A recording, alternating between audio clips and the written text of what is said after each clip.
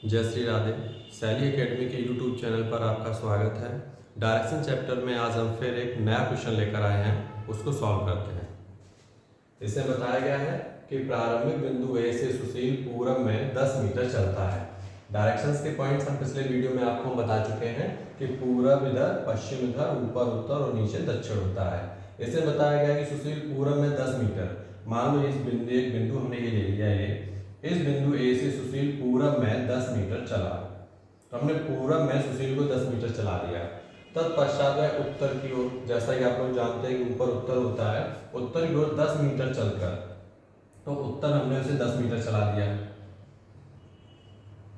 10 metre चलकर एक 5 metre ऊंचे पोल के पाद मूल तक पहुंचता है। अब 10 मीटर उत्तर में चलने के बाद एक 5 मीटर ऊंचे पोल, यानी वो जो पोल है वो 5 मीटर की ऊंचाई तक है, जिसके शीर्ष पर जलने बुझने वाली लाल रंग की बत्ती लगी हुई है।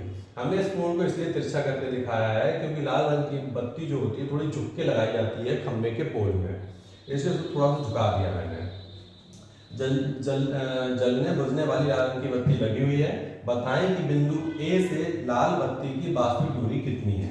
अगर हम यहाँ गौर करें तो इसके हम पॉइंट्स दे देते हैं, जैसे ए, बी, सी और डी।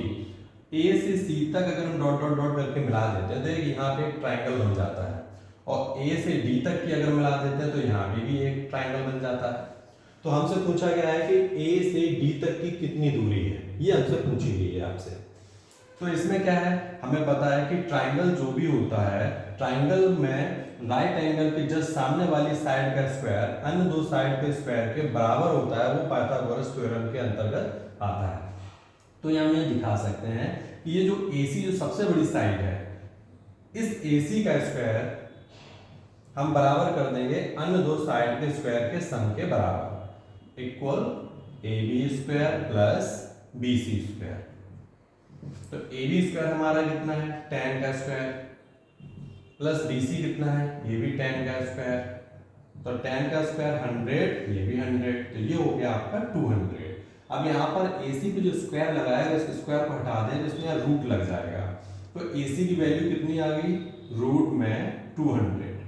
हमने यहाँ एक चीज पॉइंट ली थी कि जब हमें इस ट्राइंगल में ये वाली साइड पता चल गई है तो इसके जस्ट सामने वाली साइड ये हो गई हाइपोटेनस। अब इसमें क्या है, जैसे ये परपेंडिकुलर है, इसे हम बेस मान लें, इसे हम हाइपोटेनस मान लें इस ट्राइंगल में, तो ये साइड तो हमें पता ही चल गई है रूट 200। तो ये जब रूट 200 है, ये 5 मीटर है, तो हम यहाँ A से D तक की हम दूरी निकाल सकते हैं। इसमें हमने पाइथागोरस थ्योरम लगा दिया।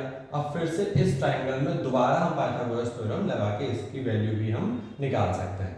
तो इसको हम निकाल देते हैं, जैसे सबसे बड़ी साइड हमारी अब AD हो जाएगी, तो यहाँ पे हम नीचे लिख के दे रहे हैं AD का स्क्वायर बराबर AC square plus CD square. तो यहाँ पर AC हमारा है रूट 200। अब इसका जब हम होल स्क्वायर कर देंगे, प्लस CD हमें दे रखा है 5 का स्क्वायर। अब रूट 200 का स्क्वायर करेंगे तो इस स्क्वायर की वजह से ये रूट हट जाएगा, तो यहाँ पे सिर्फ रह जाएगा 200, क्योंकि आप सभी लोग जानते हैं कि रूट 200 है जैसे ये, तो इस रूट का मतलब होता है 1/2, यानी 200 को ऊपर हमें 1/2 लिख सकते हैं, और ऊपर 2 है ही, तो ये 2 से 2 कट जाएगा तो 200 ही तो रह जाएगा, इसलिए हमने इसके रूट को हटा दिया। 5 का स्क्वायर करें 25, तो ये हो जाएगा 225। अब AD पे जो स्क्वायर यहाँ लगा हुआ है, अगर हम ये स्क्वायर हटाएंगे तो फिर से इसका रूट आ जाएगा, और 225 किसका वर्ग है, 15 का। तो यहाँ से यहाँ तक की जो दूरी है वो हमारी आ गई 15 मीटर। ये सवाल का आंसर।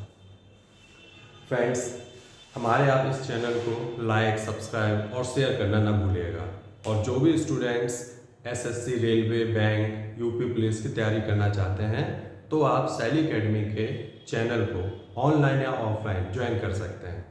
Thank you.